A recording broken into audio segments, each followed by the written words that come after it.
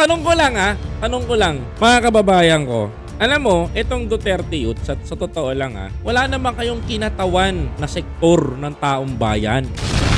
Unahin ko na yung pangalan nyo lang, Duterte Youth, diba? Duterte Youth, imagine ninyo, sinong kinakatawan na sektor nito? Mas gugustuhin ko pa yung kamanggagawa ni Ilay Kasi si Ilay, yung kamanggagawa party list na nanalo sa pinakahuling-huling nanalo. At least yun, mga kababayan ko, may kinakatawan. Yung mga uring manggagawa. Pero itong Duterte Youth, mga kababayan ko, sinong kinakatawan ninyo? Mga kabataan na naniniwala kay Duterte, ganon? Yung ba yun? Mga ordinaryong, mga bata? Alam mo, Mr. Cadena, wala ka naman, naupo ka bilang National Youth Commission Chair Commission Pero hindi naman nadaman ng mga kabataan yung nagawa mo. Wala kayong kinakatawan sa Kongreso. Alam mo, dapat dito sa mga to, ipa-disqualified. Hindi dapat paupuin sa pwesto yung mga yan. Magiging sakit sa ulo lang yan sa kamara.